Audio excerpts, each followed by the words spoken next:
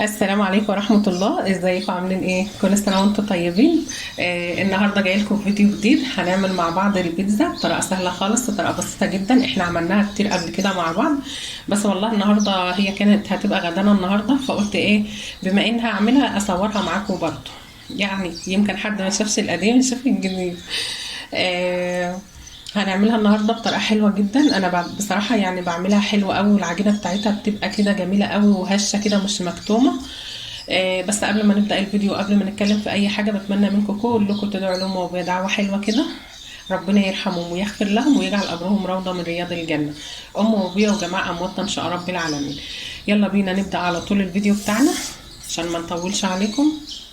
بصوا، انا هقول لكم على المقادير، على الحاجات اللي انا بحطها. ده كيلو دقيق، طبعا خلطه حتى لو هو اللي هو الاكياس يا بنات، لازم تنخلوه كويس جدا، انخلوه مرتين او مره. انا جايبه اللي هو الاكياس اللي هو النجار ده بتاع البيتزا اهو، اللي هو ده بتاع البيتزا والقرص والحاجات دي، لازم برضو تنخليه. هحط عليها نص معلقه ملح اها. معايا هنا 3 معالق لبن بودره، لو ما فيش عندك استغنى عنهم عادي، مش مشكله. ومعايا هنا حوالي معلقه ونص خميره، دول شويه كانوا باقيين من مره قبل كده، فهحطهم برضو عشان نخلص منهم. ونحط الكيس برضو اهو. ومعايا هنا حوالي معلقه صغيره بيكنج باودر. احنا بنحط المواد الجافه كلها على بعض كده علشان ايه؟ نقلبها مع بعض. لو انت مش ضامنه اللي هي الخميره بتاعتك ان هي تكون كويسه وكده، اعملي لها اختبار الاول بشويه ميه دافيين شويه خفيف كده، مع ايه؟ مع ربع كوبايه ميه او كوبايه لبن او ربع لبن، وايه، وسيبوهم مع بعض 5 دقايق، هتتلاقيها تتفاعل مع بعض، يبقى الخميره بتاعتك كويس. انا قلبت المواد الجافه كلها مع بعض. هنجيب بقيه المكونات.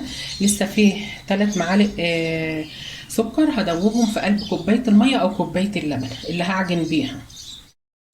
دلوقتي يا بنات باقي المكونات اللي معانا. معايا هنا الاول كوبايه زبادي اهي، زبادي من اللي هو البلد العادي بتاعنا ده. هنقلبها كده في الدقيق. ومعايا هنا بيضه، حطيت عليها معلقه زي دي معلقه كبيره خل، وقلبتهم كده علشان ايه؟ ريحه الزفاره. ماشي. وهنزل عليهم في ايه؟ على الدقيق. ماشي. ما عادش معانا بقى اللي هو ايه؟ الحاجات اللي هي المواد السائله. انا هعجن بكوبايه لبن، عندي لبن يعني قلت احط كوبايه وكوبايه، يعني كوبايه لبن وكوبايه ميه.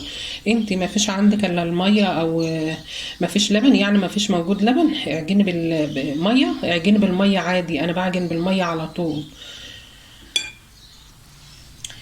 معايا هنا نص كوبايه زيت، هحط يعني هسيب حوالي معلقه كده، هبقى الم بهم العجينه في الاخر اهو.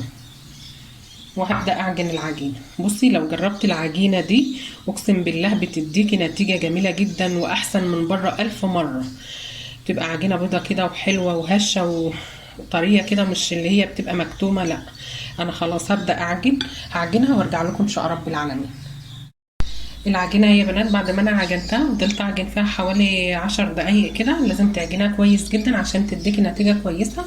المية المية واللبن اللي أنا حطيتهم فيها كنت مدفياهم. لازم الحاجة دي تدفيها، سواء شتاء أو صيف، دفيهم حاجات بسيطة جدا. ممكن برضه زي ما انا قلت تعجنها بميه خالص او تعجنها بلبن خالص. ماشي. انا هسيبها لحد ما ترتفع معايا ونرجع نكمل بقيه خطواتنا باذن الله. على بال لما هي لحد هي ما ترتفع يكون انا جهزت ايه؟ الحشوه اللي احنا هنحطها عليها. دلوقتي يا بنات انا هبدا اعمل اللي هي الصلصه بتاعه البيتزا. انا معايا هنا حوالي نص كيلو طماطم او اقل شويه، انت بتعملي حسب الكميه اللي انت عايزاها. قطعت عليهم بصلايه صغيره كده، وحوالي 4 فصوص توم اهو. هتحطوهم مع كوبايه ميه على البوتاجاز، يفضلوا يغلوا. يغلوا كويس جدا لحد ما تدوب الطماطم والحاجات دي كلها تدوب مع بعضها، وبنضربها في الخلاط. وهرجع اوريكم بقيه الخطوات باذن الله. العجينه بتاعتنا هي بنات بعد ما اختمرت ما شاء الله عليها، طالعه معانا جميله ازاي وناعمه، ما نشفتش ولا حاجه، علشان احنا حاطين على وشها دهنينها دهنه زيت خفيفه كده. هنبدا دلوقتي نفضي الخمر منها. شوفوا العجينه ما شاء الله عليها جميله جدا. شوفوا بتمط ازاي علشان واخده حقها في العجن.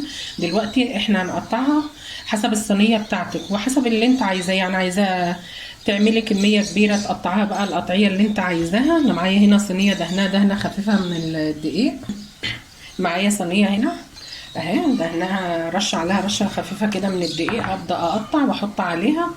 انت هتقطعي بقى ايه حسب الكميه اللي انت عايزاها اهو، او حسب الصينيه بتاعتك. يعني شوف الصينيه بتاعتك بتاخد قطعه قد ايه، قطعي على قدها. ما شاء الله عليها العجينه جميله جدا.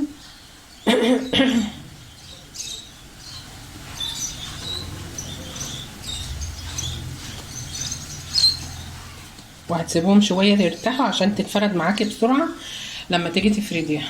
هقطعها بالحجم ده انا حسب ما ايه الصواني اللي عندي.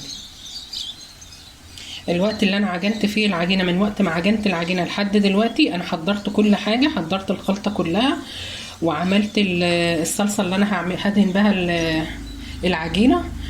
يعني ما الحمد لله خلصت كل حاجه. دي صغيره شويه عشان انا ايه عندي صينيه صغيره. هخلصهم واقطعهم كلهم بالشكل ده اللي انتوا شايفينه، لفها كويس كده علشان تبقى ايه الوش ناعم معاكي كده وحلو اهو. هخلصهم كلهم واما اجي افردهم باذن الله هنكون معاكم.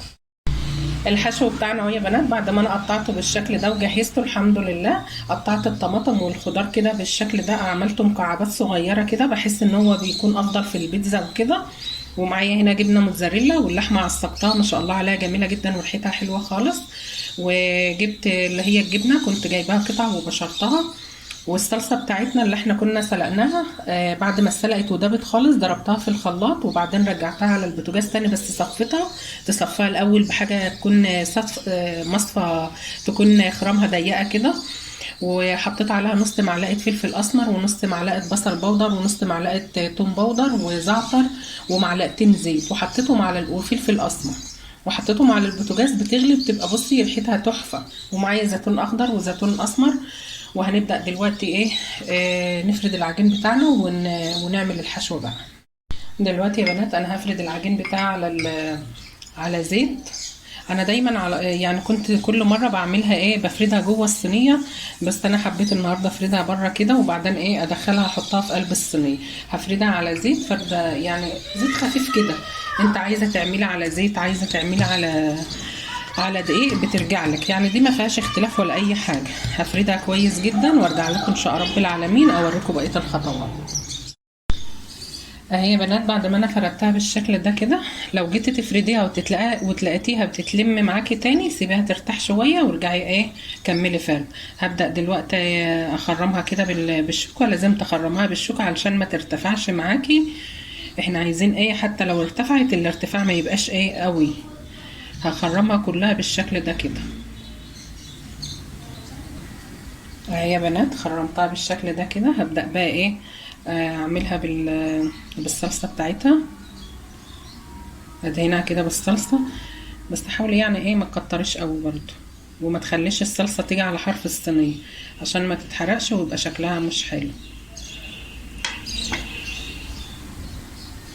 انا عملتها بالصلصة كده. هبدأ بقى احط الخضار بتاعي كده بالشكل ده. انا هحط البصل والفلفل والطماطم وادخلها تاخد ايه تتشمع، بس تشمعة خفيفة كده علشان الحاجات دي برضو ايه تستوي معايا. انا مولعة طبعا الفرن قبل ما ابدأ افرد العجينة، انا كنت مولعة الفرن اهي يا بنات. بعد ما وزعت الخضار بتاعي بالشكل ده كده انا هدخلها الفرن دلوقتي تاخد لها تشميع علشان بس الحاجات دي تدبل معايا، لان لو حطيت الجبنه بتاخد لون بسرعه والعجينه بتبقى لسه ايه ما استوتش. برده العجينه بتتشمع شويه كده وبتاخد نص سوا. الزيتون مش هحطه دلوقتي، انا هعمل دي بالجبنه والصينيه التانية هعملها باللحمه باذن الله. هدخلها الفرن ولما اجي احط عليها الجبنه واحط عليها الزيتون هوريها لكم ان شاء رب العالمين. دي الصينيه التانية هي بنات، انا حطيت اللي هي الاولانيه في الفرن تاخد لها بس تشميعه كده والحاجه دي تاخد نص سوا. هدخل دي برضو اعمل اسويها برضو نص سوا كده وارجع باذن الله. ده هعملها باللحمه، مش هحط برضو لا لحمه ولا زيتون ولا الجبنه ولا اي حاجه غير لما احس ان العجينه والحاجه اللي معاها اللي فوقها دي اتشمعت كده، وارجع لكم باذن الله واوريها لكم. اهي يا بنات بعد ما انا دخلتها الفرن خدت لون كده واتشمعت. بصوا يعني البيتزا المفروض ما تبقاش واخده لون غامق، هي بصوا يا دوب حاجات خفيفه كده والعجينه اخدت نص سوا. دلوقتي لما تيجي تعملوها كده ما تحطش الزيتون الاول، لان الزيتون ما بياخدش سوا. الزيتون بيستوي بسرعه وما بياخدش نار اصلا. هبدأ دلوقتي احط بقية الحاجات بتاعتها اهي، الزيتون والجبن والحاجات دي. انا هعمل دي بالجبنة زي ما انا قلت لكم، مش هعملها باللحمة عشان انا مش بحب اللي هي باللحمة. متوصية بنفسي ازاي.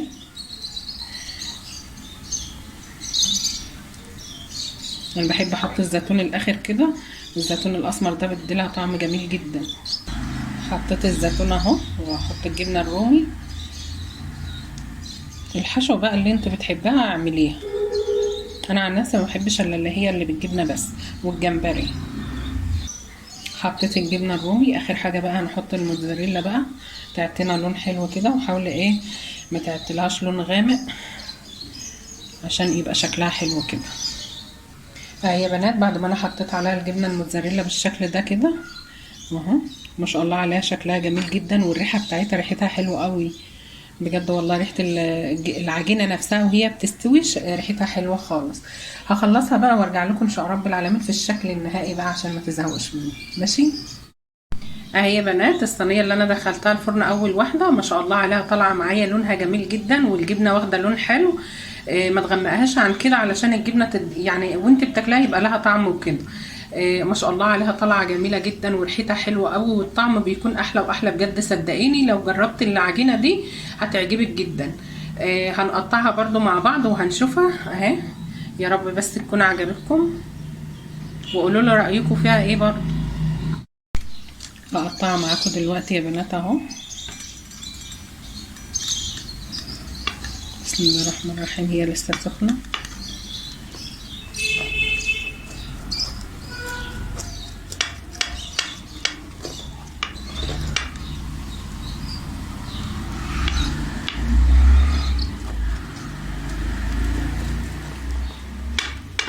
ما شاء الله العجينه جميله جدا وطريه كده، مش ناشفه ولا حاجه.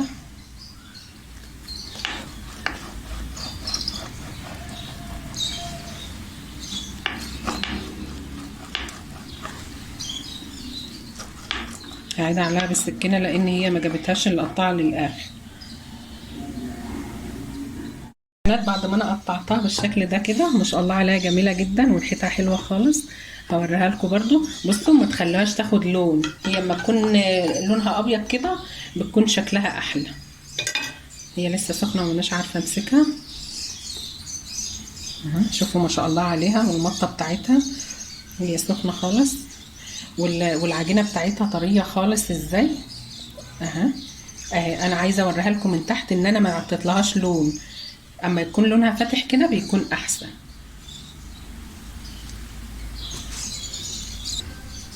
يا رب تكون عجبتكم النهارده البيتزا بتاعتنا وطريقتنا في عمايل البيتزا. ما شاء الله عليها والله جميله جدا. جربوها بس بالطريقه دي باذن الله. شوفوا الجبنه، اما تجيبي النوع جبنه حلو علشان ايه يعطيك المطه دي اهي. ما شاء الله عليها ولا لازقه ولا اي حاجه، هي لسه سخنه على فكره اهي. يا رب تكون عجبتكم النهارده. يا رب الفيديو بتاعنا يكون عجبكم ويكون فيديو خفيف عليكم، وتكونوا استفدتوا منه ولو جزء بسيط. واشوفكم على خير، وتقولوا لي رايكم بقى في البيتزا الجميله بتاعتنا دي. مع الف سلامه.